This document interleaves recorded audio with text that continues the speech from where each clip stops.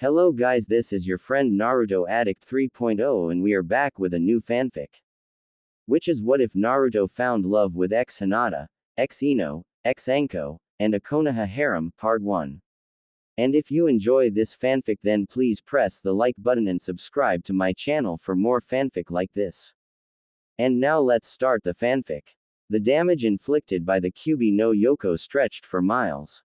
Parts of the Great Wall that once encircled the Hidden Leaf village were destroyed, leveled by the destructive power of the nine-tailed fox, a creature capable of causing earthquakes and tsunamis with but a flick of its tails. The wall was not all that had fallen. The damage had spread into the districts of the village, wrecking the Hyuga compound and the Uchiha district along with revamping the plots of land owned by the Nara clan. The village known for its wall of fire certainly suffered a great deal of damage because of the Kyuubi's sudden attack. Not only had Konoha suffered major economic losses with all the costly damage, but the village had also lost a lot of manpower in the attack. Many prominent shinobi such as Akamichi Torafu, Uchiha Kagami and many others lost their lives during the attack. Perhaps the biggest loss was the Hidden Leaf's Yondaime Hokage, the Kiroi Senko, Namikaze Minato. With the loss of perhaps the most gifted shinobi Konoha had ever produced, the political climate was in disarray. The daimyo immediately called for the Sandaime Hokage, Hiruzen Sarutobi, to come out of retirement and assume the mantle of Hokage once again. And so there he was, the Kami no Shinobi, the legendary professor of Konoha and master of all forms of shinobi combat.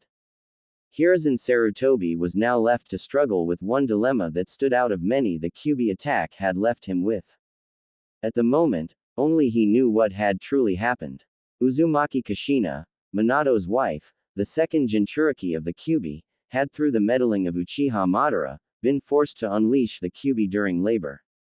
It had all happened so fast and before Hiruzen knew what happened, he had lost 12 Anbu operatives, amongst which 2 of Konoha's brightest medics, and soon after, his dear wife, Sarutobi Bawako.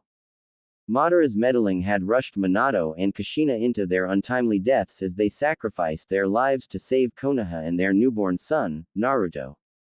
Minato had called forth the Shinigami and sealed the fox's yin chakra within himself, sealing away its spiritual essence and by proxy its physical body.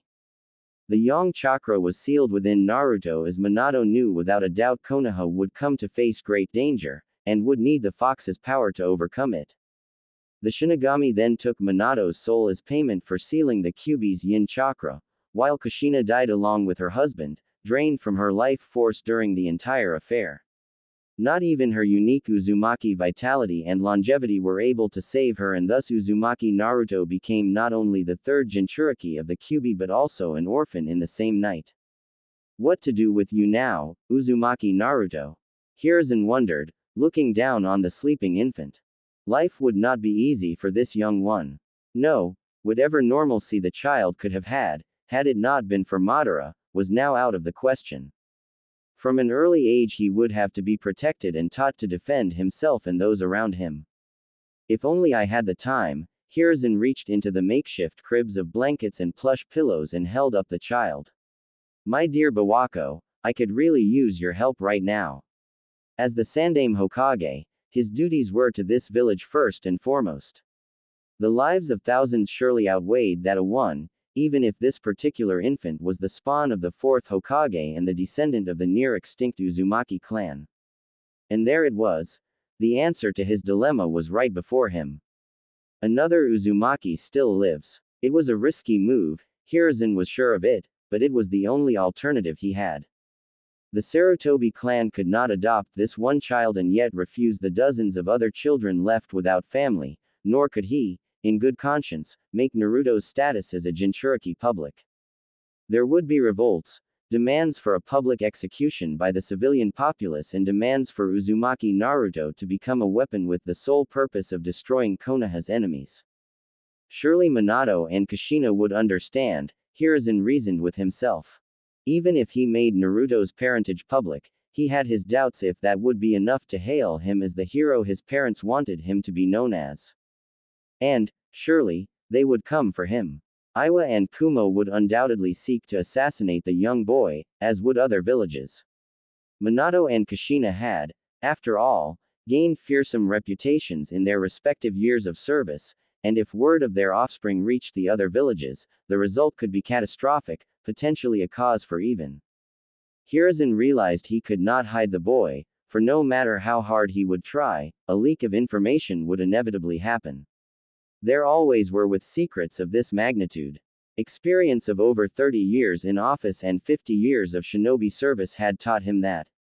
Uzumaki Hattori. Hiruzen almost shuddered at the thought of Naruto growing up with that relic. Uzumaki Hattori was one of very few, if not the only one, left of the olden days when Konoha had just been founded by the Uchiha and Senju clan. He was old-fashioned, brazen and unsociable, but at the age of 117 he truly was a relic of the olden days, older than most shinobi villages as he came from a time in which shinobi were often nomadic clans, isolated from the world and servants to the highest bidder. The only village likely to be older than Uzumaki Hattori would have to be Takigakure, although the hidden waterfall had an erratic past of achieving power and losing it after a few years of prosperity. They had yet to recover their power after the last war with Konoha, prompted by an attempt on the Shodai's life. A sharp knock broke Hiruzen's thoughts. Enter, he called as he adjusted his robes and took a seat behind his desk. The double doors opened and Jiraiya of the Sannin entered with a half-hearted smile. His clothes were dirty, scathed with mud and ripped in several parts of his trousers. The huge scroll on his back, suspended by rope, seemed equally worse for wear. Yet despite his ragged appearance, Jiraiya retained his youthful appearance and exuberant disposition. Sensei, Jiraiya greeted. Jiraiya, I thought I told you to get some rest. You overexerted yourself during the battle. Jiraiya did not waver under his stern gaze, much to Hiruzen's chagrin. At 38 years old, Jiraiya was no longer the impulsive youngster that feared his rebukes. He was no longer the foolish genin who used the summoning jutsu on a whim and ended up lost for months. How they have grown so quickly, Hiruzen noted with a sigh as Jiraiya took a seat in front of him and helped himself to the sake, pouring a saucer full for his sensei and drinking from the jug himself. What brings you here, Jiraiya? The Gamma Sennin helped himself to a good swing of the alcoholic beverage before answering.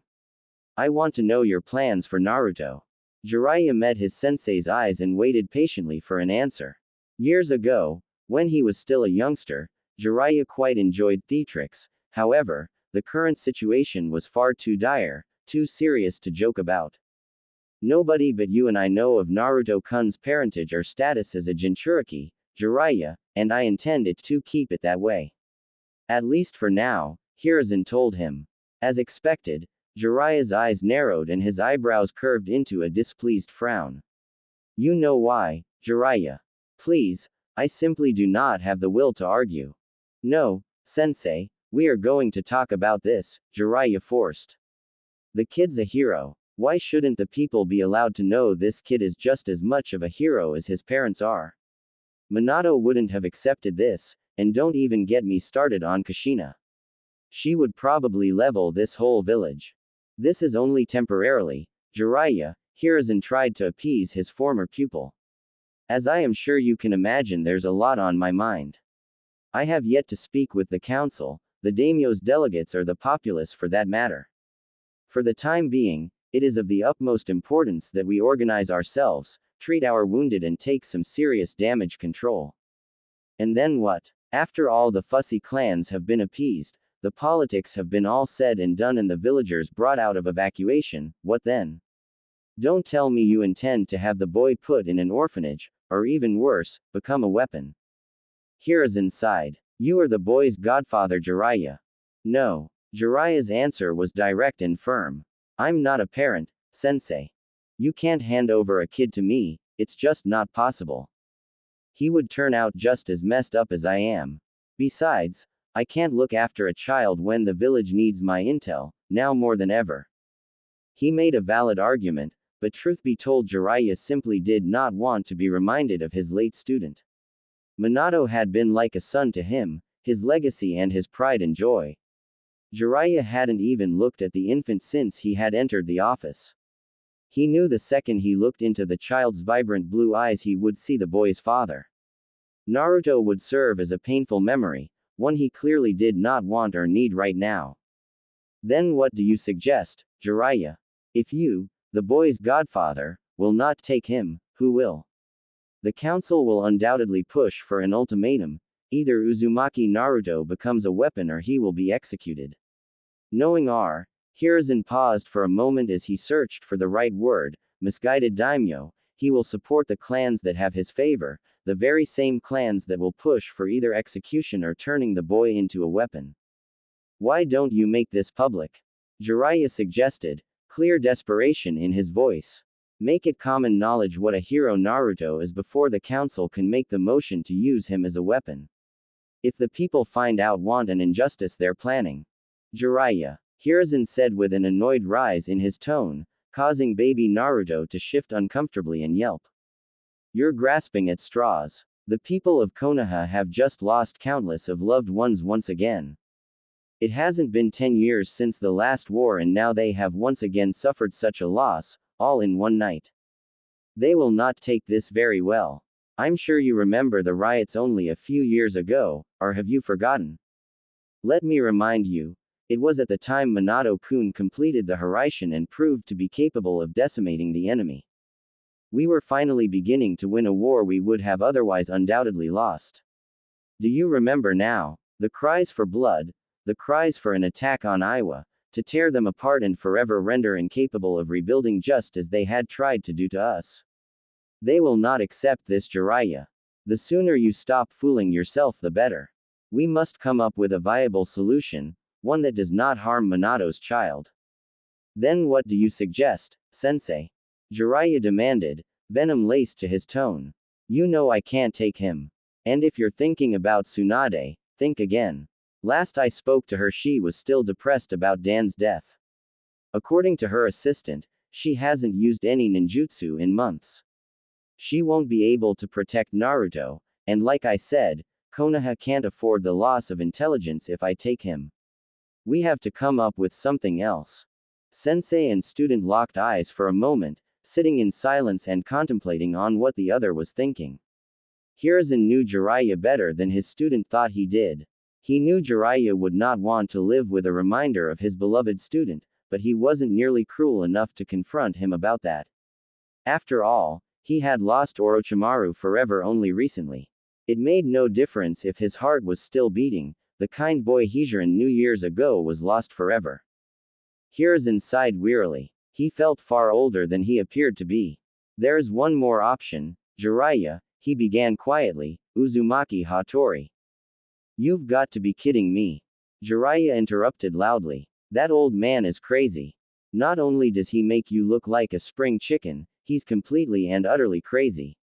What kind of childhood would Naruto have with him, living with that relic? It is far better than any alternative we have come up with so far, Jiraiya, Hiruzen countered. Now, if you will let me finish. Uzumaki Hattori is indeed old and rather out of it, but if we have a caretaker along with him to look after the child, Naruto may still have a childhood with some degree of normalcy. A sheltered childhood is better than no childhood at all, surely you would agree to that. For a few moments Jiraiya was quiet. The Sandame's arguments were infallible and he had no better solution than the old man did. Alright, Jiraiya finally conceded. Alright, if the old man is willing to take the boy in, and if he is willing to allow a caretaker. I'll make sure to protect the kid to the best of my ability whilst maintaining my information network. I won't be in the kid's life much but it's better than nothing. It's all hell of a lot better than what I had. Jiraiya rarely referred to his orphan childhood, and so there was an uncomfortable silence Jiraiya decided to break after a moment. Who do you have in mind for this caretaker job? Josen Shitaji, Hiruzen said almost instantly. Hiruzen knew she was the best for the job. Not only was she one of Kushina's midwives, she was one of her closest friends. Kushina had requested her to be there when Naruto was born, she was to be the boy's godmother. Jiraiya raised an eyebrow. He had never heard of this Taji nor had Kushina ever mentioned her as her choice for godmother. She and Minato had decided they would pick godparents respectively, and although he had never asked Kushina directly about her choice, it still struck him as odd. I'd like to see her file, sensei. Jiraiya, she's an Anbu operative. You know I cannot divulge you in such information without good cause. This shitstorm isn't a good enough cause for you. Jiraiya challenged. Hiruzen's expression remained blank, prompting his former student to glare at him. Fine, Jiraiya said as he moved towards the door. I'll just track her myself and test her skills firsthand. I'm not going to let an incompetent kunoichi take care of Minato's kid. Just as his hand gripped onto the door, Jiraiya heard Hiruzen give a heavy sigh in defeat. Alright, I will fetch the file. Here, take Naruto-kun and wipe that smirk of your face, Hiruzen told him with a frown, passing the newborn to the Toad Sage. Hiruzen took his seat behind his desk and called for his secretary to take a break for good measures. Receiving a comply, the Hokage stood out of his chair and made his way to the far end of his office by the framed pictures of the Shodai and Nadaime Hokage. A quick ram hand seal later and the walls began to shift and contort rapidly as a safe became visible. Another minute later Hiruzen took his seat once again and placed the file on his table. There you have it, Hiruzen said with a motion of his hand. What he had just done, handing over information on Anbu operatives, was strictly forbidden and against protocol, but Jiraiya had given him no choice.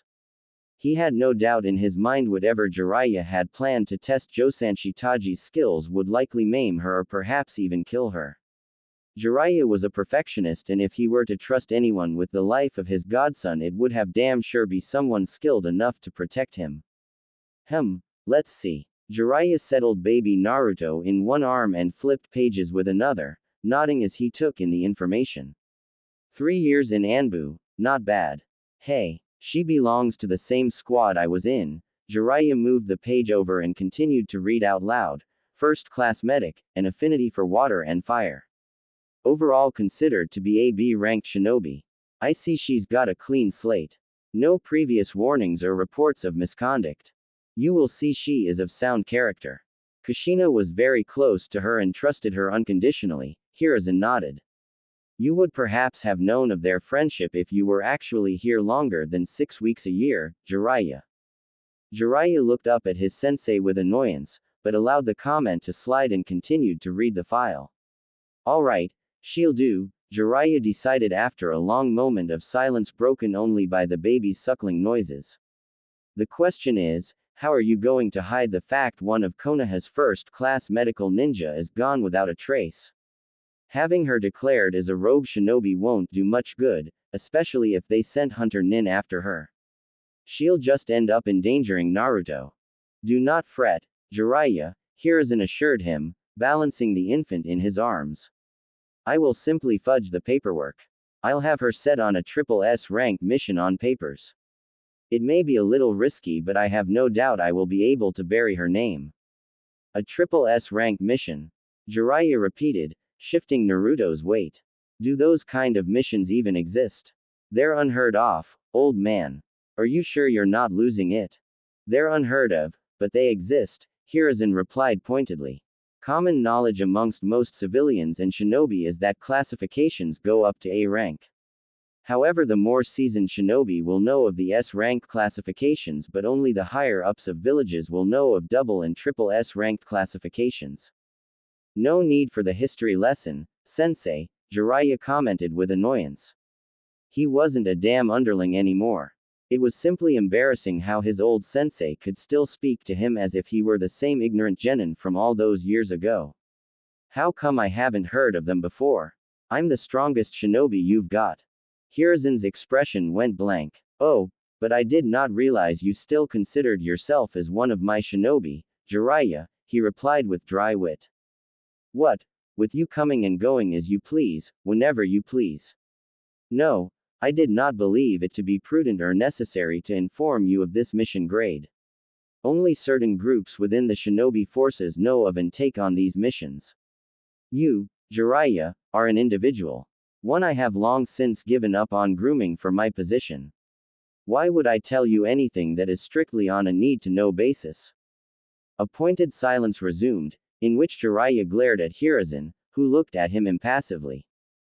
Something had broken between them a long time ago. He wasn't sure what or why, but he knew he no longer looked up to the man before him. Even after Orochimaru and Tsunade had left their home, Jiraiya remained as a valuable asset, and yet his former sensei did not seem to appreciate him at all. Still, Jiraiya pushed aside those thoughts. This wasn't about him, this was about Naruto. This was about Minato's child. That makes sense, Jiraiya replied. Of course it does, Hiruzen replied with a mirthless smile. If you can pull it off, then by all means do it. What worries me is that old fart, Uzumaki Hattori. The guy is literally ancient. He must have gone senile by now. I'm afraid so, Hiruzen agreed. We must move quickly. Hiruzen showed an oddly satisfied grin. You don't expect the Sandaime Hokage to leave Konoha in times of crisis, do you, Jiraiya? Jiraiya cursed vehemently under his breath. Ooh. A week later, Hai no Kuni countryside. Within hours after having decided what to do with Naruto, Hiruzen and Jiraiya had taken action. Josanshi Taji was summoned to the Hokage's office and sworn into secrecy over her next mission. The Kunoichi had been surprisingly fierce about the proposition and even requested they placed a cursed seal on her to forbid her from speaking of her mission, should she ever be captured. Taji's loyalty to her best friend was admirable and she took her duties as godmother very seriously, although she had never been asked officially to fulfill the duty. Hiruzen had her pack her things an hour after her briefing while he prepared the necessary paperwork for the SSS rank mission that would last for a minimum of 13 years. Jiraiya took an instant liking to Taji and respected her enough not to make a single inappropriate remark. It was rather unusual for the Sannin, but Hiruzen was grateful. The Toad Sage respected Taji for her loyalty and determination and so took a liking to her, promising her she could always rely on him for protection and funds should it ever be necessary. Within 2 days all had been prepared and so the surrogate mother, newborn and sage set off for Uzu no Kuni. The plan was to first make it to Ritaruwana, a small-time harbor village, and appropriate a ship to the island known as Whirlpool country. Jiraiya-sama, Naruto-kun needs to be fed again. Jiraiya groaned loudly and turned on his heels. Again? He asked, to which Taji merely nodded.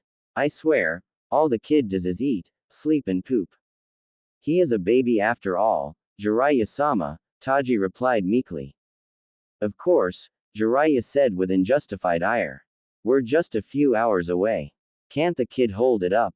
Jiraiya whined childishly, causing Taji to laugh. Sorry, Jiraiya-sama, but my duty is to Naruto first and foremost. If you wish to move on without us, feel free to do so, Taji joked good-naturedly, shifting the infant Naruto in her arms. Mo, you sure are serious about this whole surrogate mother business, Jiraiya commented. The hermit walked over to a tree and placed a hand on its bark. Nodding appreciatively, he swiftly chopped at it with his hand. It was like cutting through butter with a hot knife as the tree fell. Oh, Naruto-kun enjoyed that. Taji held up Naruto for Jiraiya to see his wide eyes, as if he could comprehend the impressiveness of what Jiraiya had just done. I must say, he is an unusual baby. He doesn't cry or laugh at all. He only gurgles when he's been fed. As shrewd as his old man, course you are. Jiraiya pinched Naruto's cheek. He instantly regretted the action as Naruto retaliated by vomiting over his hand. Ah, gross. He did that on purpose. Taji merely smiled. Oh come on now, Jiraiya-sama. He is only a baby. Yeah right. Jiraiya pointed at Naruto's smiling face. Look at him, he's smiling. Oh, my. Naruto has his mother's infectious smile. Ooh, shores of Uzu no Kuni. The journey to Uzu no Kuni had taken a little over 2 weeks in total and had gone smoothly without incident. It took much longer than Jiraiya had anticipated, but it couldn't be helped. They were carrying a child with them after all, and the Toad Sage did not mind in the least. During the duration of their journey, he and Taji swapped many stories, even about classified missions they had performed as Anbu.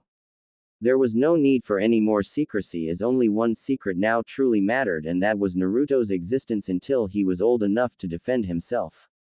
Naturally, Jiraiya had for more thrilling tales to tell, and he indulged Taji in many of his exploits. He told her of the noteworthy shinobi he had faced in battle, the places he had been, and even gave her a copy of his first book, The Tale of the Utterly Gutsy Shinobi. Taji promised him she would read it to Naruto, although he attempted to dissuade her from doing so, as the only people that actually liked the book were his sensei, Fukasaku, Minato, and Kushina. The mentioning of the latter two only further strengthened Taji's resolve, however, as she told him Naruto should know what kind of person his parents had wanted him to be. The journey came to an end not long after reaching the island of Uzu no Kuni. It was a few hours before they had reached their destination, Uzushiogakure, the village hidden amongst the whirlpools. As they neared the outskirts of the village, Jiraiya noted how the scars of battle had yet to leave the landscape. The Sannin had been to the village only on 3 other occasions in his life. Back then the village had been rather impressive, with its wide roads, cylinder-shaped buildings, and impressive designs of infrastructure that separated carriages from the pedestrians. In the middle of the village was its monument, a plaza decorated with statues and buildings in honor of their village leaders and other prominent figures that had been produced by the village. It was a dark chapter of the shinobi world indeed, as Uzushiogakure had been razed to the ground. The details were vague, and whatever evidence had been submitted was not enough for Konoha to go to war over. It had been too late once Uzu had been wiped out by the massive attack spearheaded by Kumogakure and Iwagakure and backed by smaller shinobi villages. Jiraiya shook his head as they neared the remains of the walls that once been vast and protected the village. The Sannin ran a few diagnostic jutsu to detect trap seals the village had once used. Strangely enough, he found none. Performing the jutsu once again, Jiraiya received similar results. Strange. The old man is either dead or he doesn't care anymore. Either would be just as bad.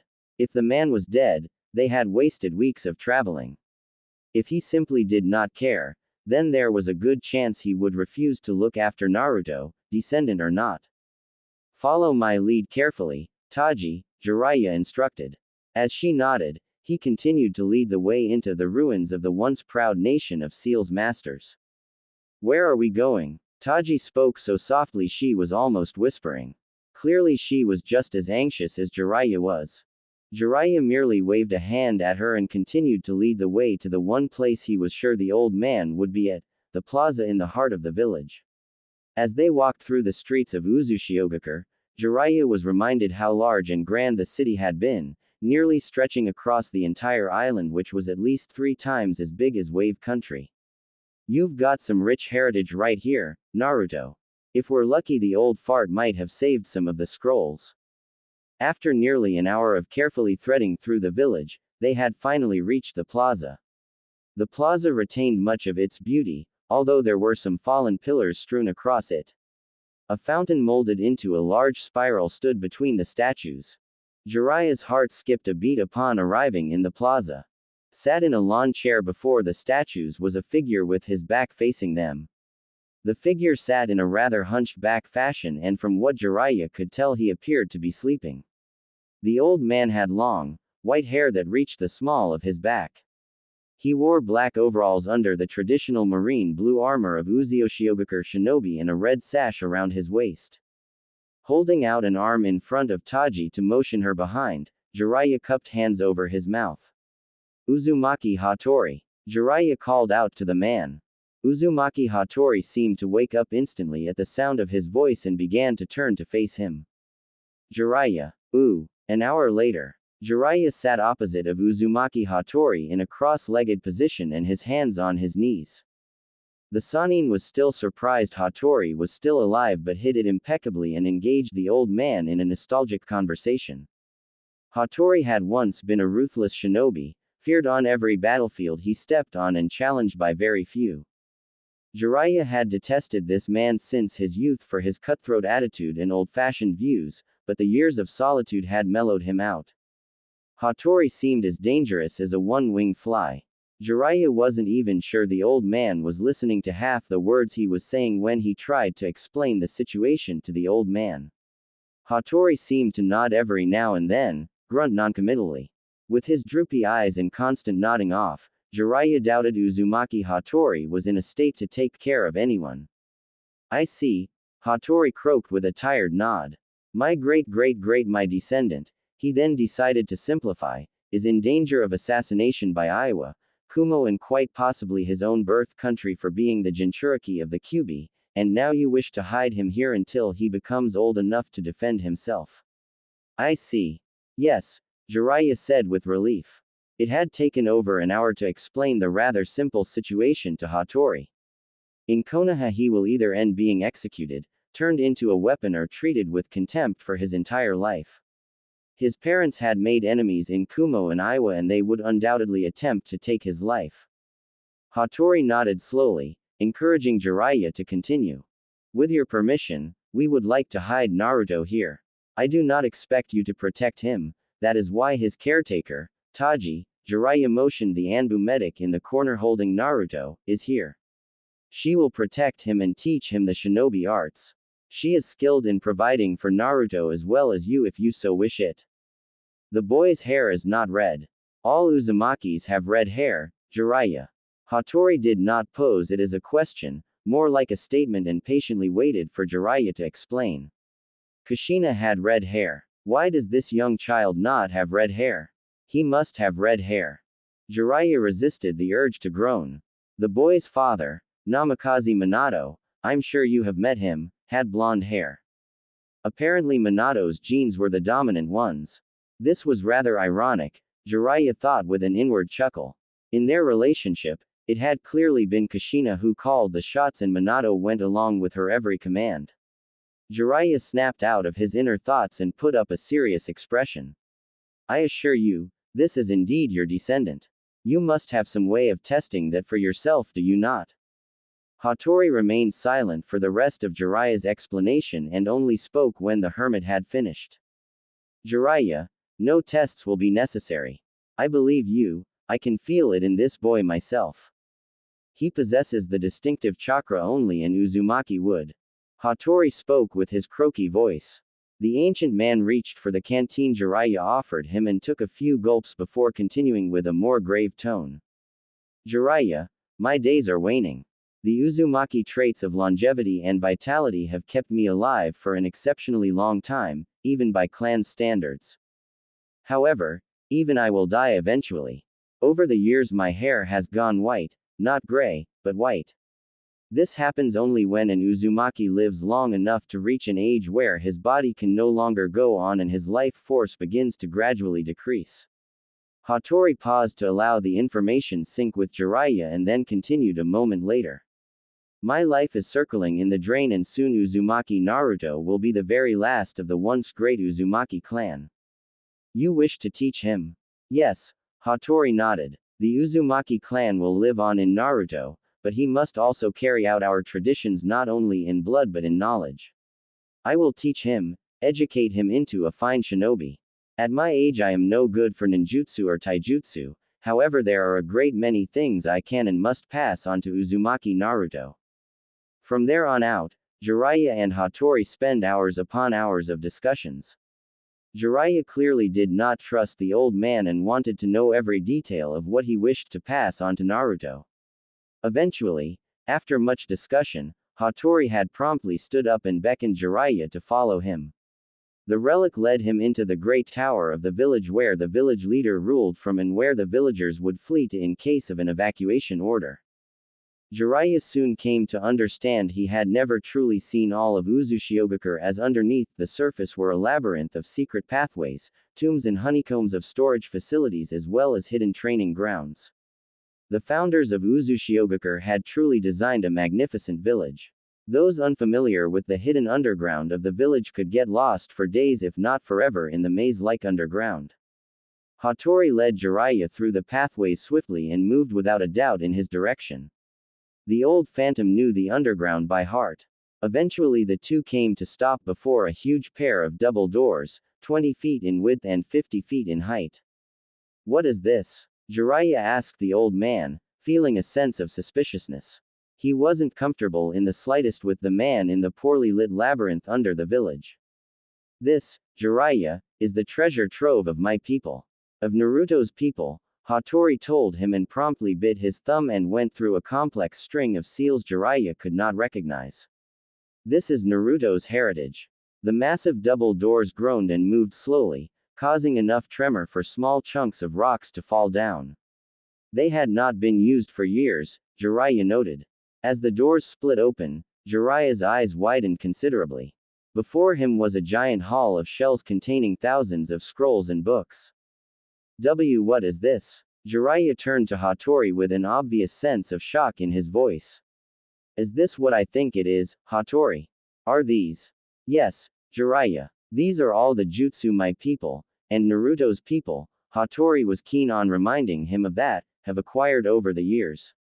Some of these were thought to be long forgotten, others were made forbidden and a few were thought to be destroyed. This is the heritage of Uzushiogakure founded by the Uzumaki clan. This is Naruto's heritage. Jiraiya dropped all inhibitions as he entered the tomb.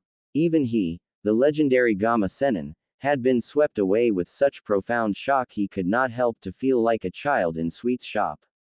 Oddly enough, all the scrolls were kept in pristine conditioning, protected by the array of seals set up by the Uzumaki clan many generations ago.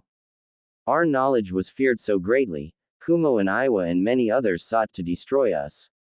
They never found what they were looking for, however, Hattori cackled with glee. They came in search of power to destroy their enemies and they found nothing. These are amazing. Jiraiya read the tag on a rather thick scroll and made to reach for it only to violently propel him backwards and into the ground. Jiraiya groaned and swore loudly as he got sat up. What was that? Only those of Uzumaki blood may touch these scrolls, Hattori explained, walking over to the shelf Jiraiya had been looking at. Allow me to demonstrate. Hattori reached for the very same scroll Jiraiya had reached for and plucked it off the shelf. A quick hand seal later and the scroll glowed for a moment. You may copy its contents, if you wish, but return the original to the shelf when you are done, will you? Jiraiya caught the scroll midair and reads it label with wide eyes. The reverse 4 symbols seal, this is an S-ranked kinjutsu. It was said to be lost generations ago.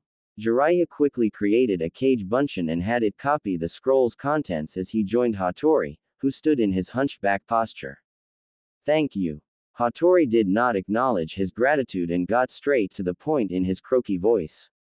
You see why it is so important for me to pass on the Uzumaki clan's teachings to Naruto, Jiraiya. Jiraiya for his part scratched his cheek in thought. I can certainly see why you would think so, Hattori. I have no problems with him learning of his clan, but I do not want to see him become obsessed with obtaining all jutsu. I have lost a dear friend to such obsession and I will not stand by and watch Naruto follow in the same footsteps. Of course not, Hattori quickly conceded. A little too quickly, but the ancient shinobi pressed on it quickly. I intend to only teach him of our seals. That is the most important heritage you will find here. What he plans to do with the rest of the jutsu obtained is up to him. Should he wish to share it with Konoha, so be it. He will be the new head of the Uzumaki clan when I am gone. Jiraiya's expression instantly lit up, seeing a great chance for Konoha to obtain more jutsu. At times like these, when the village had been greatly weakened, a larger arsenal of jutsu at their disposal was exactly what they needed. Then I accept your offer. You can teach Naruto all about his heritage as long as you stick to Fuinjutsu. The following 2 weeks had passed. Jiraiya spent most of his time with Taji, guarding her and young Naruto. However, conversation soon became mundane as Jiraiya had conversed many hours before with Taji on their journey and thus they had run out of subjects to talk about. And so Jiraiya began spending time with Uzumaki Hattori, the oldest man he knew. At the age of 117, Uzumaki Hattori was like a never-ending fountain of information. The old Uzumaki had many things to tell and had a surprisingly sharp memory as he could remember a great many details Jiraiya had never heard of. As much as Jiraiya enjoyed listening to the old man's story, he was quick to remember why he had never truly liked the man. Hattori was as old-fashioned as it got. He believed in might makes right, and other outdated ideologies. He wouldn't go so far as to call him a warmonger, but he would likely see eye to eye with Danzo, and that was never a good thing. Hattori had a habit of referring to how things were done in the old days and did not shy away from telling Jiraiya the gruesome details of missions he had gone on or incidents he was aware of. But despite his old-fashioned views, Jiraiya knew the man was hardly dangerous. Over the years his body had become weak and his ability to mold chakra had all but disappeared. Regardless, Jiraiya stayed for an additional 2 weeks by Taji's request. The old man too unnerved her, and though she was no weakling, being an Anbu operative, she felt safer for herself and Naruto knowing that Toad Sage was with them. Eventually, however, Jiraiya knew he could no longer stay on the island. Konoha needed his intelligence network as well as his presence at this time. The other nations would be significantly less likely to try anything if they knew Jiraiya of the Sannin was there. Although, Jiraiya would most likely only stay for a couple of weeks before moving on with his journey and gathering intelligence for Konoha that would safeguard it and its secrets from their enemies. Do you really have to go? Taji held Naruto in her arms as she followed Jiraiya out of the house. They had been making use of the duration of their stay. Jiraiya had quickly repaired much of the damage, being quite dexterous, and restored the house's living conditions. So soon? Naruto and I need you. Jiraiya neared the door and reached for his red sleeveless coat and sat down in front of the door and pulled on his wooden sandals. I'm sorry, Taji, but Konoha needs my skills more. The sage turned to Taji and smiled reassuringly over his shoulder. I'll be back in a couple of months. If you need anything, you can send a messenger bird to the old man. Are you leaving because of Konoha or because of Naruto? Taji demanded, hugging the infant closer to her in a protective manner. Please tell me you're not leaving because he reminds you too much of Minato. Jiraiya stopped dead in his tracks and temporarily weakened his grip on his wooden sandals. Look, Taji, Jiraiya began softly, yes, the kid reminds me of Minato and it hurts, but that's not why I'm leaving. Jiraiya stood up and tapped the getas on the concrete floor before the door, painfully reminded of the fact he had missed out on Minato and Kushina's funeral and he hadn't even gotten the time to properly mourn his surrogate son passing.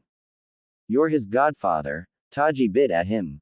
Over the past few weeks she had gotten close enough to the Sannin to know her boundaries, and so she no longer referred to him with reverence. Naruto needs you. And I need you too, she quickly added. That old man scares the living hell out of me, Jiraiya. Jiraiya sighed tiredly for a moment and nodded. I know he does, but the man is harmless. Believe me when I say there is nothing he could do to hurt Naruto or you. He can barely mold chakra and you're an Anbu operative. Have some faith in yourself, Taji. Of course, the kunoichi sighed. You better come back quickly. There's no way I can stand that man on my own for long. Naruto doesn't start training till his 6th birthday, but I got a feeling that old man is a bit too anxious to pass on his fuinjutsu to Naruto. Don't worry, Jiraiya assured her. It'll be fine. And you better be here for his birthdays, Jiraiya, or I will never forgive you. Got ya. I'll drop by every few months or so and I'll definitely be here for his birthdays, Jiraiya quickly amended when he caught the scornful look that graced Taji's expression. Finally and reluctantly, Taji sighed in defeat. Alright, go. Konoha needs you, Jiraiya. Jiraiya placed his hands on her shoulders and nodded to her. Don't you worry, I'll be back soon. I sure hope so, Taji thought as Jiraiya closed the door behind him. Taji moved to the living room and pushed aside the curtains to see Jiraiya walk down the road.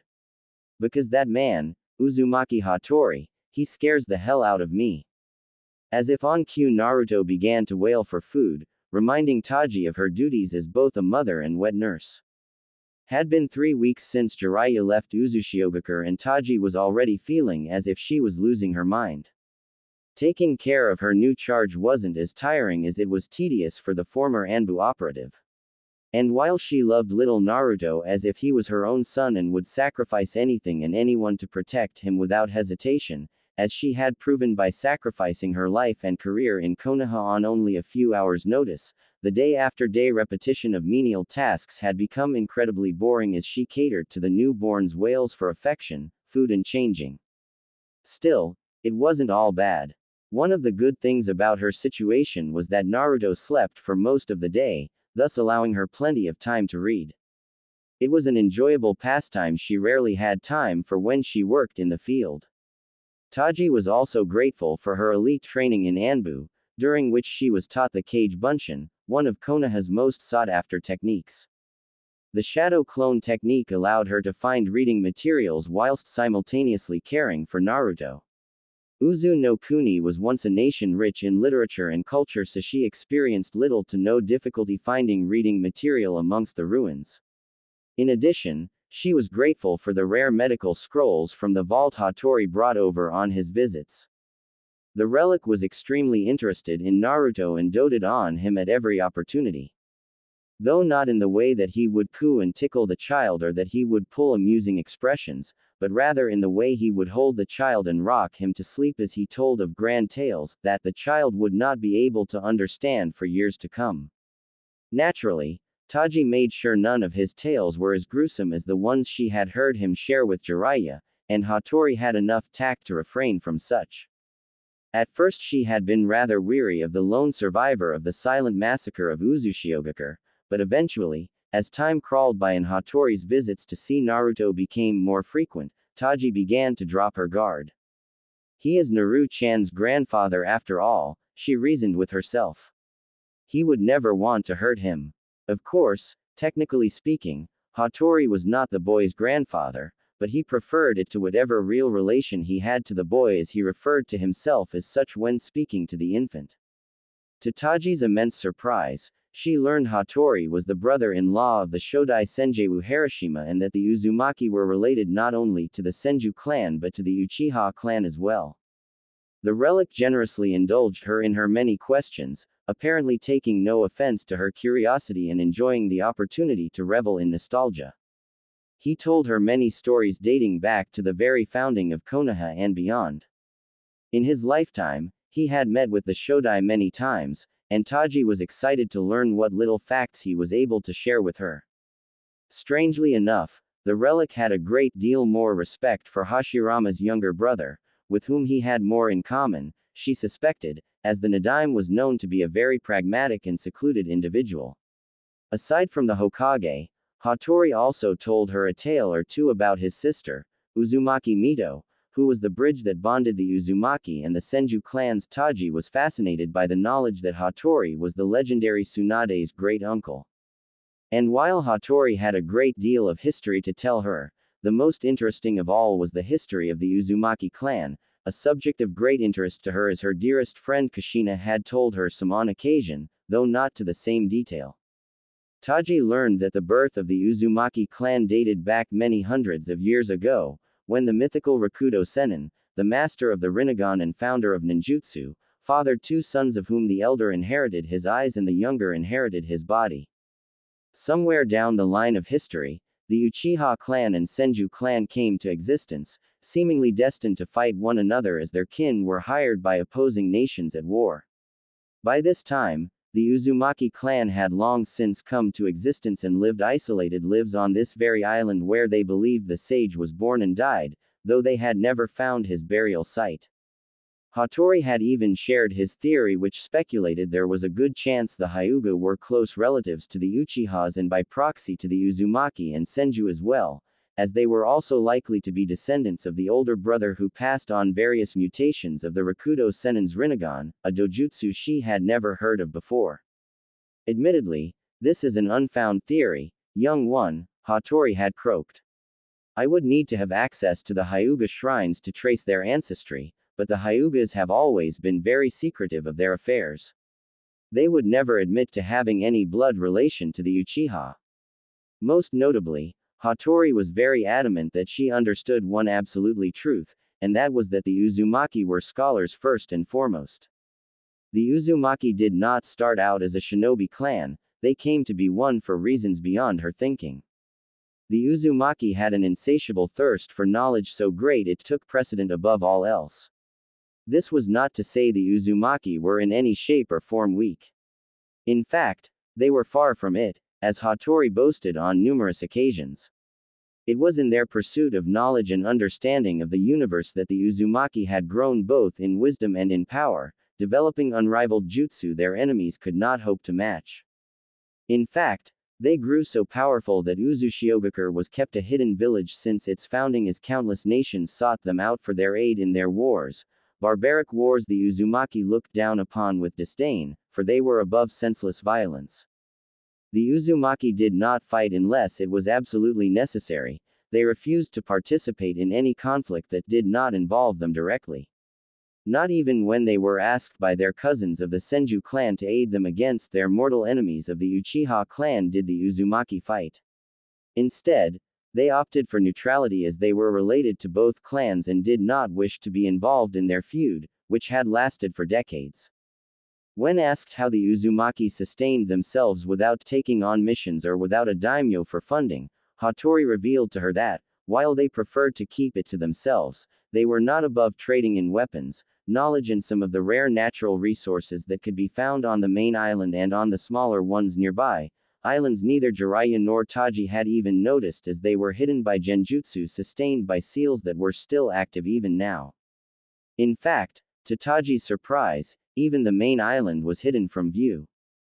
But, Hattori-san, if this island was hidden all this time, how did Jiraiya manage to bring us here? She had asked with a confused frown permeating on her otherwise flawless skin. In response, the relic cackled with childish glee. A long time ago, Kushina returned to this island with that man and Jiraiya. By that man, Taji assumed he meant Namikaze Minato, for whom Hattori appeared to have a cool, grudging respect. Those born with Uzumaki blood will always be able to find this island. However, for those we consider allies, we have ways of letting them return. I suspect Kushina allowed that man and Jiraiya to return to this main island whenever they pleased. For once the silly girl's disregard for our ways turned out helpful.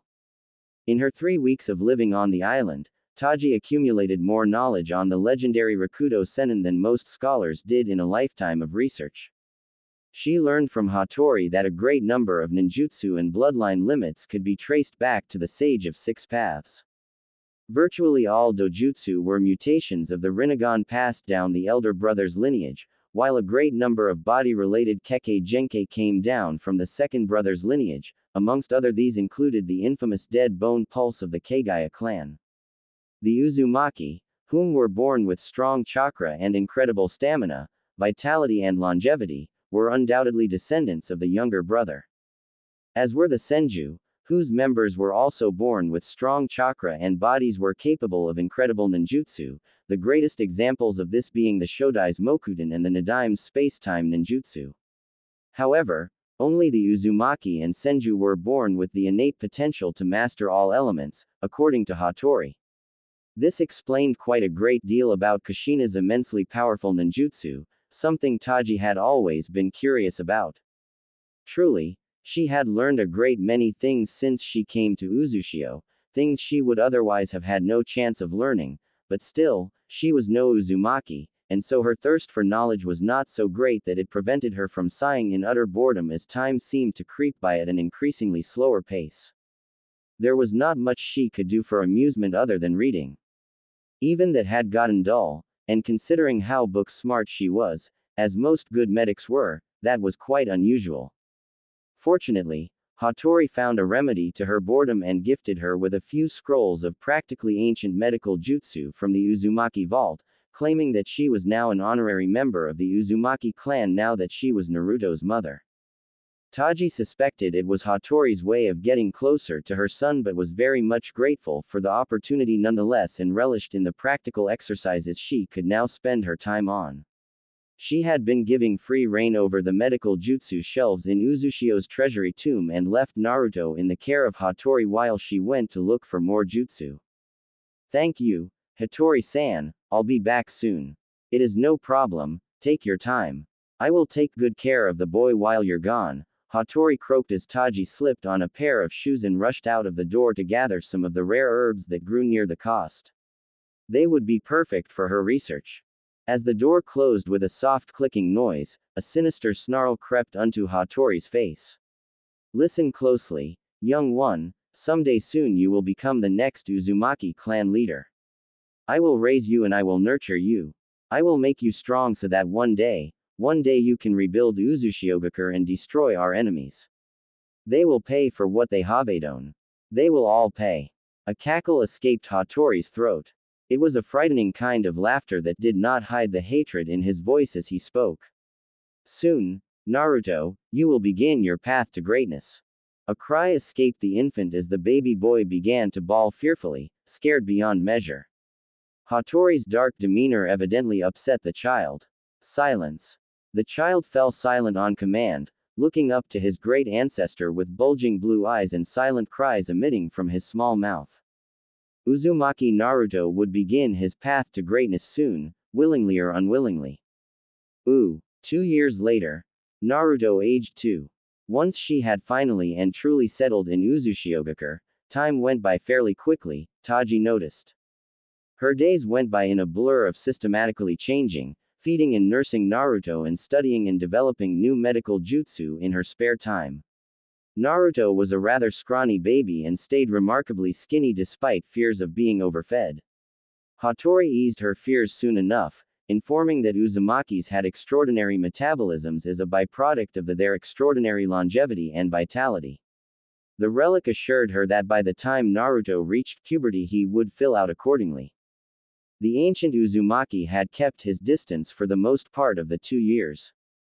Occasionally he would ask Taji to help with his chores, such as setting up traps to capture wildlife on the island or with skinning the fish he caught every now and then. Taji assumed he was just trying to be thoughtful by giving her excuses to get her out of the house where she spent most of her time with Naruto and doing her research, so she indulged him. Her fears of the man had all but disappeared over time. She did not mind his occasional visits to check up on Naruto in the slightest.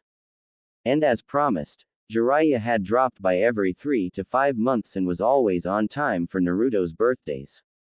He never stayed longer than a few days, but Taji was deeply grateful for his company and the much appreciated supplies he brought with him. Jiraiya typically doted on his godson whenever he visited the island, though Naruto seemed to forget who he was each time as Jiraiya never stayed long enough for Naruto to remember him. Taji was rather worried about her son as the child took after Kushina, and being the bundle of energy he was, it was becoming increasingly more difficult to keep track of. This only worsened by the time Naruto could walk at 1 year old. The child truly was Taji's pride and joy, however, and she began to increasingly dread the day she would have to tell him she was not his real mother. Still, she comforted herself with the knowledge there were still quite a few years left. She was still the one he looked to when he was hungry or upset, and she was still the one he babbled to in his increasingly coherent sentences. And when he grew old enough, she would be the one to put a kunai in his hand, teach him the hand seals, how to manipulate his chakra, and one day, help him understand heartbreak. Kachin, hungry. Taji looked down at the adorable 2-year-old standing in front of her recliner with his arms outstretched. Of course, honey, Taji cooed, picking up the child that'd been playing peacefully with his blocks before. Let's get you some food, Naruto-chan. Taji snuggled against the squealing toddler while walking into the kitchen. She held the child in one arm and opened a cupboard with another. After making the boy a snack, she sat him down by his toys and watched with a sense of fascination at when young Naruto switched between eating with his left and playing with his right hand. Naruto was extraordinarily intelligent for a child. Taji could tell by the way he placed the cubes in symmetrical order, building small fortresses and other buildings that oddly enough resembled the cylinder-shaped buildings of Uzushio. She couldn't help but smile with a great sense of pride as the years continued to fly past. 2 years later. Naruto aged 4.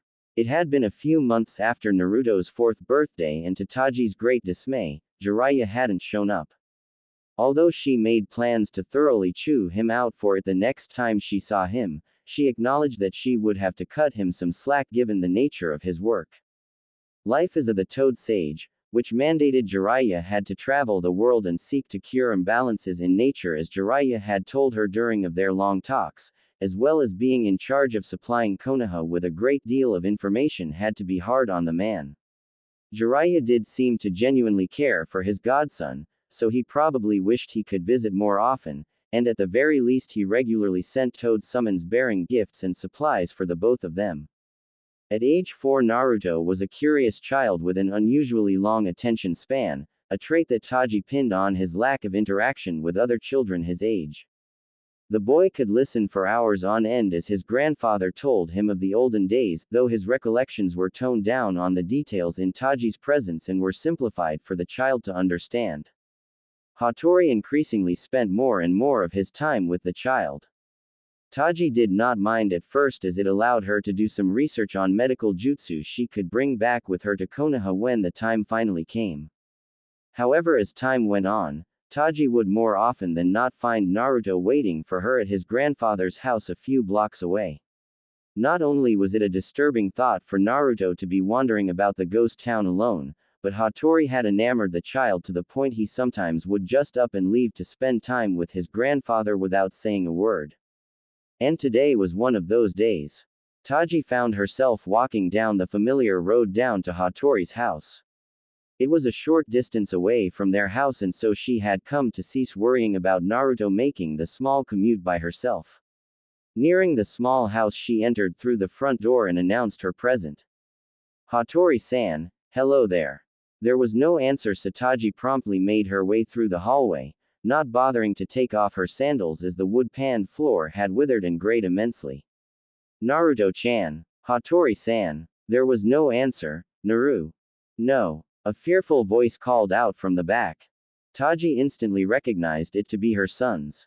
Alarmed, she ran through the living room and neared the parted slide doors to the garden and walked in on Hattori and Naruto in their back garden, where the old man was forcing Naruto to kill a stringed-up rabbit laid before him with a kunai. The child screamed and kicked, tears running down his chubby, whisker-marked cheeks as he resisted as much as he could. Jichin, I don't wanna. What are you doing, Hattori? Do as I tell you, child. Hattori bristled and forced the boy's kunai brandishing hand in the skull of the rabbit. It was not a clean kill. The rabbit convulsed uncontrollably, shaking and arching its spine. Blood spurted out of the entry wound and showered the last of the Uzumaki. The young boy bawled louder than Taji had ever heard before, prompting her maternal instincts to kick in as she surged forward with a burst of speed she could hardly believe she was still capable of. After 4 years of inactivity, she had gotten rusty, very rusty. However, it was apparent she could still command enough speed to yank Naruto out of Hattori's grasp and backpedal several feet away in the blink of an eye. What are you doing to my son? Taji demanded loudly with barely restrained anger in her voice as Naruto clutched onto her like a lifeguard, trembling in fear and shaking uncontrollably as he cried. What is the meaning of this, Hattori?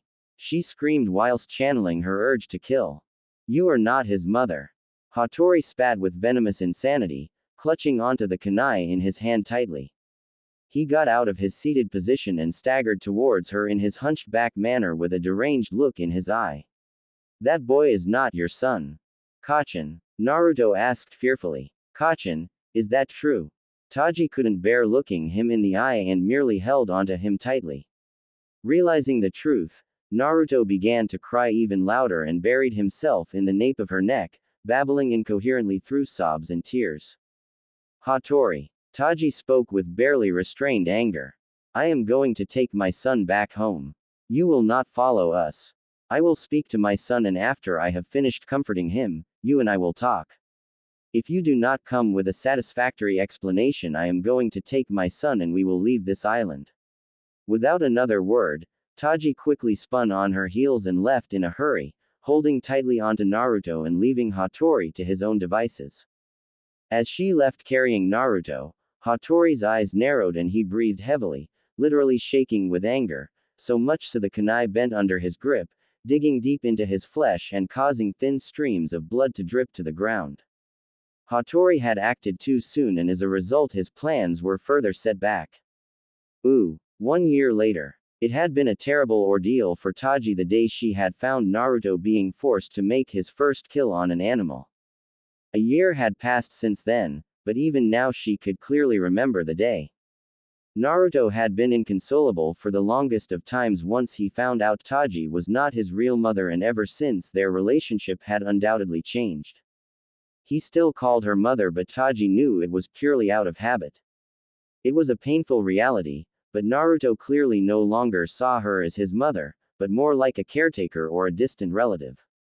That same day she had gotten into her first argument with Hattori, and she quickly learned Hattori was incredibly unstable. Jiraiya had not come to visit on Naruto's birthday for the second time in a row. He had not once dropped by that year, and Taji could not help but feel some ire against her fellow godparent. Whatever misguided thoughts you may have, wench, that boy is my descendant. He is mine to raise and he is mine to teach. He will soon be the last of the great and most ancient Uzumaki clan. I will not have you meddle with my ambitions. Not since his mother have I seen such potential. I shall not let it be wasted, not again. He will not follow in her footsteps. At all costs, this boy will become a true Uzumaki, fit to sire the revival of the Uzumaki. Taji had been furious at that and responded with equal venom. Naruto was placed in my care. He is my son for all intents and purposes. Kushina selected me to be his godmother, therefore I am his mother and he is my son. I tolerated you being in his life because he took a liking to you, but you have betrayed our trust. What were you thinking, forcing a 4-year-old to kill? These are not the olden days, Hattori. Naruto is not like you. And if you ever talk about Naruto like he is some kind of tool again, we will be leaving this island for good. They argued for hours that day. Taji was tempted to inform Jiraiya and the Sandaime of what was happening, but eventually decided against it as Naruto was her son and as his mother she had to take responsibility.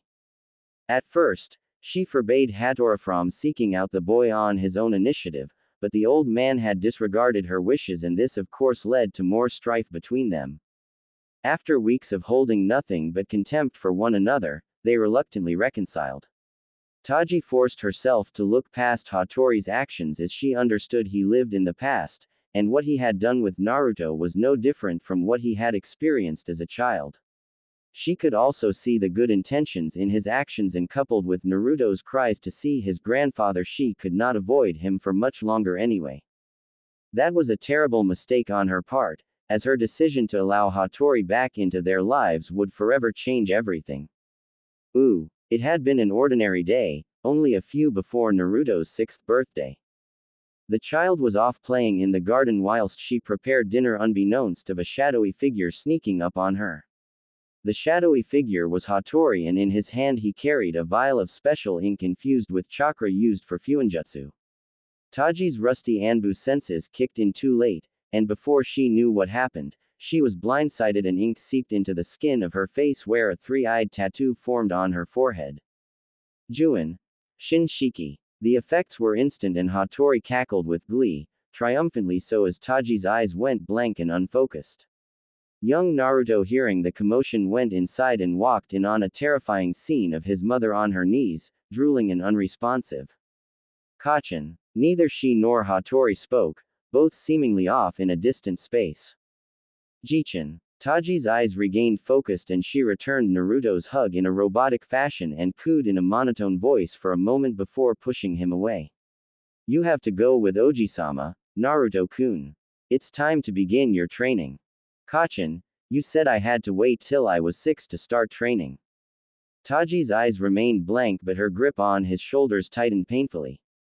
Do not argue with me, Naruto-kun. Do as your mother tells you to. The boy only nodded. No words came to him that could express his confusion. Wasting no time, Hattori grasped the boy's smaller hand in his own and began to drag him away, off to begin his training, off on a path he had not chosen but followed regardless, for his mother knew best. 1 year later. It was a year later and Hattori could not deny it. Uzumaki Naruto was a prodigy in a league of his own. He marveled at the boy's ingenuity and resilience. Everything he taught the boy, the child would absorb quicker than he thought possible, blowing away even his high expectations like they were nothing. Hattori often wondered how the boy would have turned out if he had enslaved Taji's mind sooner. Perhaps he would have been even more powerful.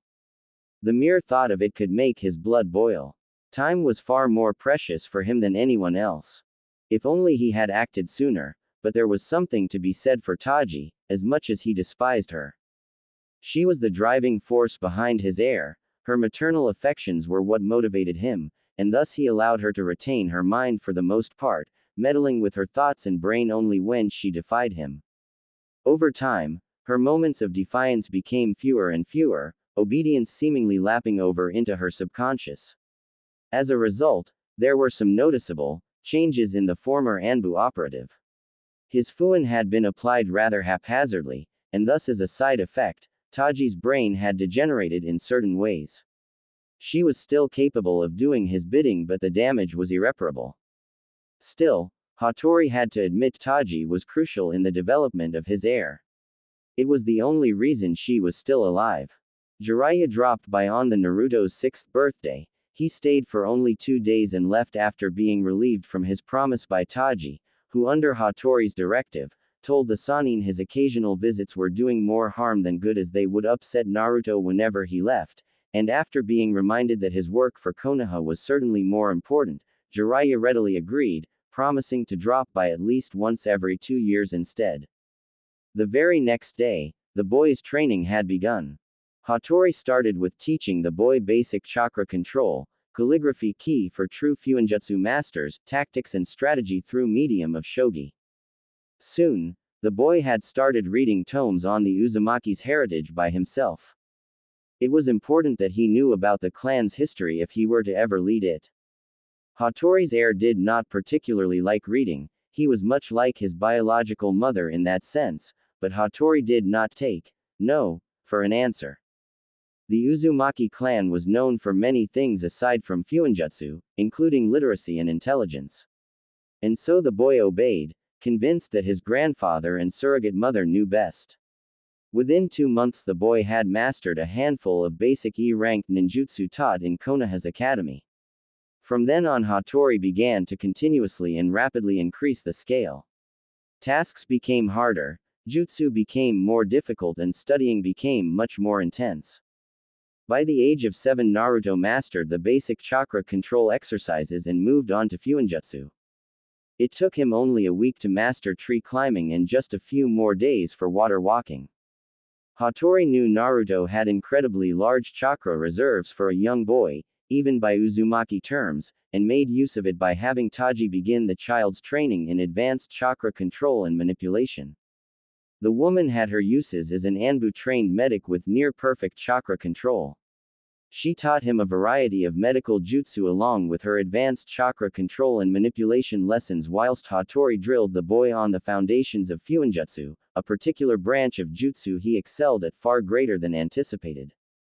By the time he was 10, Naruto had already become a Jonin-leveled ninja. Most notably, his skill in fuinjutsu was remarkable and flourished in unpredictable ways due to his ingenuity and creativity.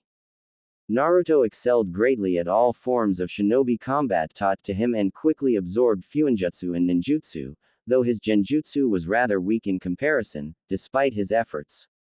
Hattori made sure the boy knew at least how to break high-level genjutsu before moving on to other subjects. Perhaps most notably, it soon became apparent Naruto had extremely high affinities for wind and water, typical of the Uzumaki clan, and so Hattori brought the boy scrolls from the Uzumaki clan vault that contained advanced uses of nature manipulation. One of the scrolls was particularly valuable as it was written by none other than Senju Tobirama as a gift to the Uzumaki clan. The scroll contained the secret to using the water molecules in the air for sweeten jutsu. As valuable as that was, Naruto's natural gift for wind jutsu manifested itself in a rare form of telekinesis.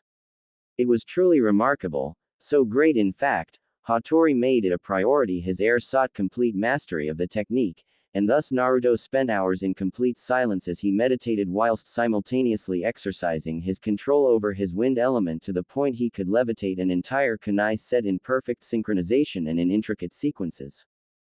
At the age of 10 Naruto knew over 100 jutsu in total, ranging from all basic 5 elemental jutsu to medical jutsu, fuinjutsu, various arts and even a handful kinjutsu thought to be impossible to master by seasoned shinobi decades his senior.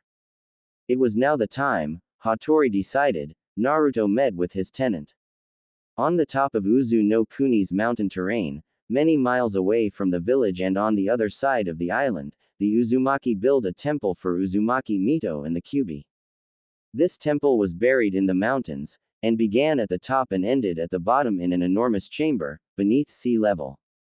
The chamber served as a contingency plan, in case the Kyuubi ever escaped Mito. Though, fortunately, this never happened. In the case it did, the entire lower part of the temple could have been disengaged and dropped to the depths of the oceans where it would be crushed and Kyuubi would have likely died, buying them enough time to prepare for when it resurrected. 1. The temple went down hundreds upon hundreds of feet down the mountain, but Naruto diligently walked down the spiral stairs, carrying Hattori on his back. The seals that maintained this facility had long since run out of chakra and it reflected on the dusting state of the temple. It had been years since the elevators were last used, neither wanted to take the risk of damaging the temple anymore. It would simply add more to the burden of restoring the temple to its prime. "We are here, Oji-sama," Naruto announced as they reached the bottom chamber. It was cold, damp and worn. The walls were white and scratched, and rubble laid spread over the chamber that seemed to have been big. The white walls painted the illusion the chamber stretched out infinitely. The damage had clearly been done in training, but it would do for now. "My sister once roamed these halls," Hattori's voice carried out in an echo. "Here, she lived and trained. Here she awakened her chains, and here she conquered the Kyuubi. And after her, your mother came here, and while she did not conquer the Kyuubi, her chains surpassed even that of my sister, and so she was capable of controlling the beast. Now, it is time to begin your path to become the third Uzumaki Jinchuriki, and when the time comes, another Uzumaki, your son perhaps, will carry the burden. Your experiences here will aid the next generation." Naruto nodded as his eyes panned over the chamber. Everything was so white, just pure white. He almost couldn't tell the floor from the ceiling. "Oji-sama," he looked to Hattori with an uncertain look, "I have not yet awakened my chains. How am I to defeat the Kyuubi without them?" "Defeat?" Hattori let out a laugh and shook his head. "You will not challenge the fox today, it is far too early for that. No, today, we will start slowly in that regard.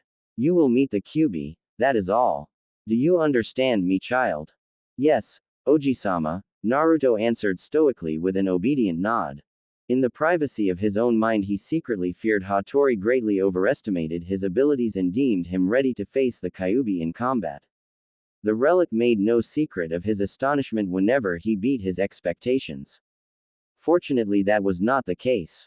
"I will do as you have taught me, Oji-sama," he said, moving away from Hattori, walking several feet away as close to the center of the chamber as he could. His footsteps echoed loudly into the infinity of white. Hattori's voice rang behind him, loud and grave. "Be careful of the fox, child. Do not trust a word it says, and do not touch the seal." Naruto nodded to the relic in acknowledgement and sat down cross-legged. They had practiced meditating many times now. It almost came naturally. All he had to do was take a deep breath and close his eyes in. "Ooh, Naruto's mindscape. This place is filthy." Naruto voiced the first thing he thought upon entering his mindscape. A low, grumbling noise followed his statement. It sounded irritated, as though indignant of his remark. "Kyuubi," Naruto called out as he walked through the empty halls of the sewer. He felt a mixture of anxiety and fear, but he refused to go back so soon before even seeing the Biju. "At last, my new jailer comes to visit me," a booming voice rang out as Naruto reached the end of the hall and stalked towards the shadows. "Have you come to conquer me, boy? Come to force your will?" "No," Naruto said loudly as he walked towards a gigantic cage. Much to his own dismay his voice shook and was laced with fear. "I am here to talk." "Kukuku, talk, yes I am sure you are." Kyuubi's voice carried in mocking laughter. "I am no fool, insolent boy. Everything you see, I see. Everything you know, I know. You cannot fool me." Naruto seriously doubted this but did not question the fox just yet. There was nothing to gain from agitating the Biju. "I see. The relic manipulates you, The QB rang out from the darkness, his booming voice carrying out in an echo. You are as much a tool as the blade he put in your hand. Do you expect me to deny that? Naruto asked with genuine curiosity, tilting his head. It was a bad habit Hattori had beaten out of him, having deemed it undignified and unbecoming of an Uzumaki, but the relic was nowhere to be found now. In his mindscape Naruto was free. I do not deny it. I am fully aware of what I am. A tool. Yes. Naruto nodded simplistically, not even remotely challenging the statement. A tool. The QB took a moment to process his response, clearly disturbed by the honesty of it at least somewhat. You have come here to talk. The fox released an impatient growl from its throat so great the air vibrated. Then speak. Will you please show yourself? Naruto asked as politely as he could. Why don't you open the cage? The QB replied mockingly. His gigantic red, slit eyes glowed eerily in the shadows of the cage. I would be more than willing to show myself if you did. Naruto gave a shrug feigning non-discomfort.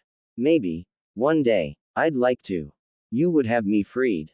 Yes. Naruto replied firmly as though it were a simple answer to a simple question. Why not? He added as an afterthought, entertaining the possibility the fox preferred to dwell in his mindscape. Do you not know what I am, what I can do, what I have done? Do you have an idea what I would do, given the opportunity? Of course I do. I know all about you, QB. Naruto gave a small smile as he eyed the fox with bemusement in his knowing. I thought you said you saw everything I saw and knew all that I knew. The fox moved forward, a gigantic humanoid claw hand grasping one of the humongous bars on his cage. It didn't speak, thus Naruto took as a sign to continue. You are the first son of the Rakudo Sennin, Naruto said as he took in the fox's entirety, smothering his fear it has begun to build up at the sight of the Biju's imposing enormity. Your name is Kurama of the Nine Tails and you are the former partner of Uzumaki Mito. How do you know my name? Kurama demanded with a booming voice, extending his remaining claw at Naruto in an attempt to rip his face off. Speak. Naruto jumped backwards, unable to steel himself from his own terror, and thus falling on his backside in his haste. His fear came back with a vengeance, but only for a moment, as he refused to lie there on the ground, terrified beyond his wits. With as much dignity as he could muster, he slowly picked himself up, keeping an apprehensive eye on the fox. Uzumaki Mito shared with her family what you told her, including your name and parentage. If the look on Kurama's face was any indication, the fox was about to completely lose it. Such betrayal. Uzumaki Mito did not betray you. Naruto didn't know why he felt this way, but he was offended by the notion. She did not betray your trust. She cared for you, QB. The others, even Oji-sama, disapproved, but Uzumaki Mito, she knew love for you. You were more than just a tool to her, QB.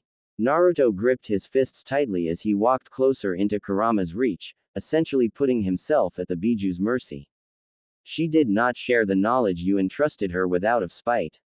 She did it because she hoped you would one day be treated with more decency and regarded as more than a monster. Kurama's eyes bulged and all anger left him immediately. The fox settled down, lying down on the ground as it processed the information. Are you alright, QB? Naruto asked tentatively. You know my name, why not use it? Naruto let out a laugh. You permitted only Uzumaki Mito to call you by your name. I do not wish to offend you. You say you do not wish to offend me, but do you not realize I am the one responsible for the death of your parents? Kurama appeared to be irritated by his host's calm disposition, as though he had expected a confrontation. I haven't forgotten. Naruto shook his head. I saw you doing it, he added in quieter voice. Again, Kurama's eyes bulged. Then why do you show me kindness if you saw me killing your parents in an attempt to kill you? Because I understand it would only be natural for you want to prevent capture no matter what the situation. I can't fault you for wanting to be free, and because I have no qualms about being a Jinchuriki, Naruto answered truthfully to Kurama's visible surprise. I do not see you as a tool or a monster or even a weapon. No matter how upset I am over the fact you killed my parents. You are a part of me and I am a part of you, and that is what matters now. You speak wise words, but this wisdom was taught to you by a relic who sees you as a tool and a weapon, Kurama challenged, clearly irritated by his host's simplicity. Yes, Naruto agreed easily. But that does not stop me from understanding the truth. One day Oji-sama will no longer be around and it will fall on me to make my own decisions. This is one of them. And what is this decision exactly? Kurama asked, intrigued. Naruto gave another smile, and Kurama only now noticed how odd it was, as though the child had not smiled once before their meeting. I've decided I certainly will not become your master. Then what will you become? Your partner and your friend. Naruto's oddly smile turned into an even odder grin. It was an awkward smile others might have found grotesque and off-putting, but Kurama found it endearing. So much so Kurama couldn't help but part his massive fangs into something that resembled a smile. And what makes you think I will accept you? Your awkward smile, Naruto said with a raised finger. You should really work on that. Kurama burst out laughing, as did Naruto. Very well, I sense no malice in your heart, Uzumaki Naruto. I shall accept you as my partner, provided you swear you will never betray me. I will never do anything to hurt you, I swear it on my life, Naruto said with a serious expression. Provided you promise me the same. Then we have an agreement, Kurama acknowledged, extended a massive claw towards Naruto. I will be your friend and partner for life, Uzumaki Naruto. And I yours, Q. Kurama, the fox fell in. You may call me by my one true name. Kurama, Naruto nodded with a smile as he gripped and shook Kurama's claw. Your name suits you. As does yours suit you, Naruto. Ooh. Hours later. Hattori grew restless as he paced before Naruto, who remained in his meditative state. What is the meaning of this? Hattori repeated for the umpteenth time. The plan had been a short meeting with the fox, a meet and greet that shouldn't have taken longer than a few moments, and yet the boy remained still for half a day. Could he have done the unspeakable and released the fox? No, of course not. Hattori quickly dismissed the possibility out loud, chiding himself for his fears. The boy was far too intelligent to fall victim to the fox's wit. And even if he wasn't, the boy knew who to obey. Hattori considered waking the boy forcefully many times, but that did not strike him as a good idea. Who knew what would happen? Mito had always made a point of total solitude in her chamber. Hattori could not begin to imagine the chaos he could possibly cause if he even shook the boy. Damn you and your insolence, child. It was just as he said it, when chakra, bright crimson-orange chakra, exploded from Naruto in all directions, tossing Hattori in the air. A shroud of chakra enveloped Naruto and 9 tails shot out from the small of his back and curled around him in a protective barrier. Hattori let out a pained growl as he landed on his old bones with a solid thud. He quickly scrambled to his knees, his eyes widened at the sight of his heir. What is this? He exclaimed raspily as Naruto's eyes opened. Rather than blue, the young Jinchuriki's eyes were red and slit. QB. No, Oji-sama, Naruto said in a calm, baritone voice as he shook his head and the chakra tails unfurled. It was an odd sight to say the least. Kurama has not taken over. What is the meaning of this? Hattori demanded in the raspy scream. The plan was to meet. Forgive me, Oji-sama, but we took quite a liking to one another, Naruto interrupted Hattori for the first time in life. We have come to an agreement that we shall fight side by side as partners and friends, and more importantly, equals. Hattori's old eyes looked as though they were about to bulge of their sockets.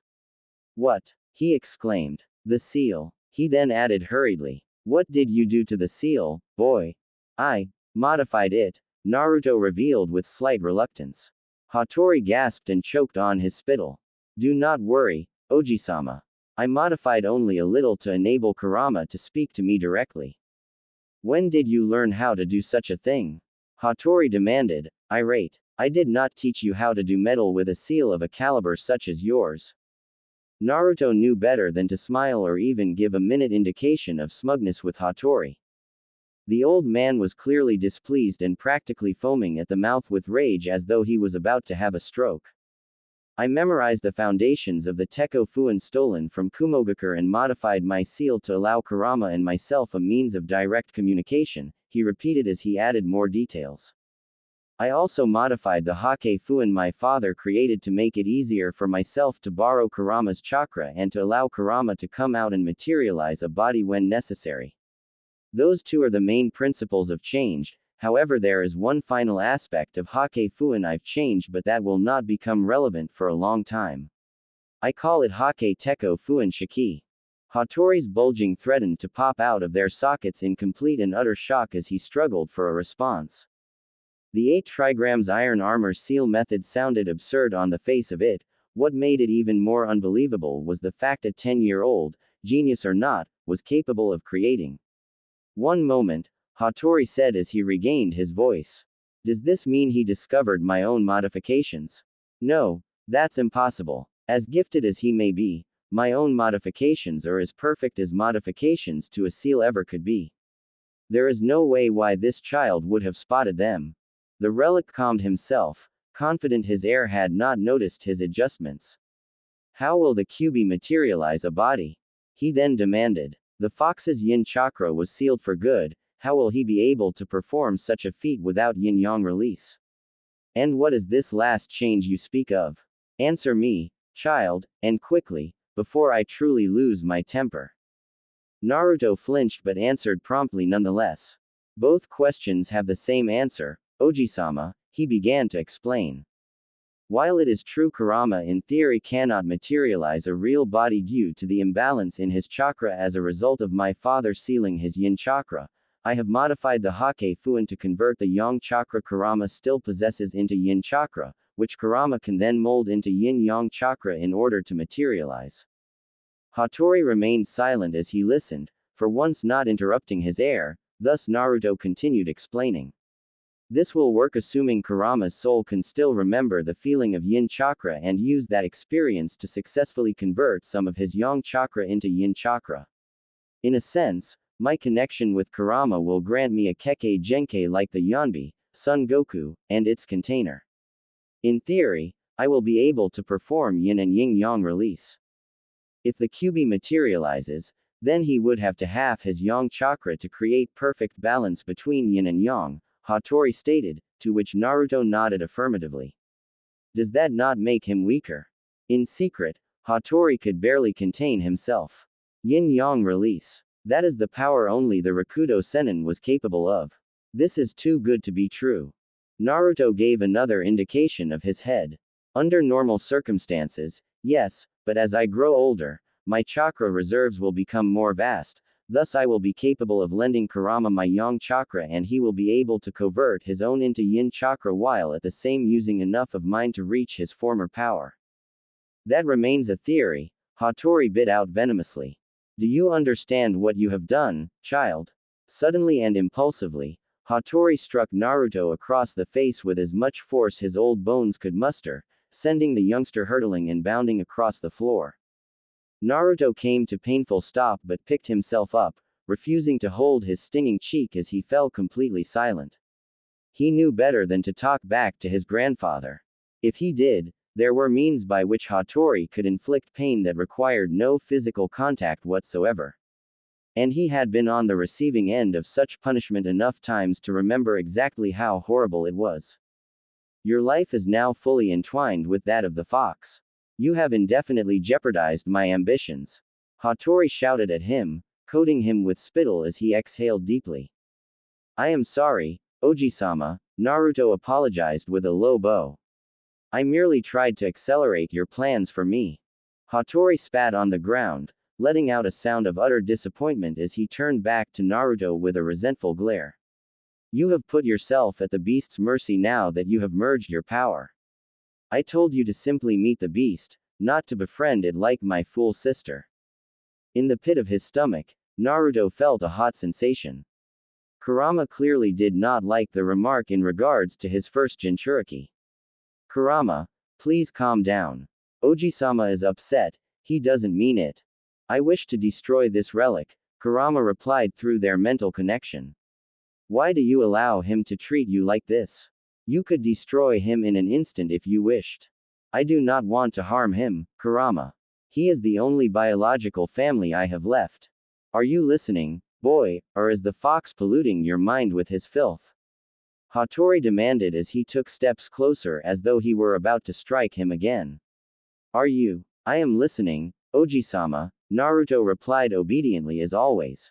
I will not let Kurama sway me from what it is you want me to do. Uzushiogakure will be revived, according to your plans, Oji-sama. I will do whatever is necessary to make our ambitions comes true. By any means necessary.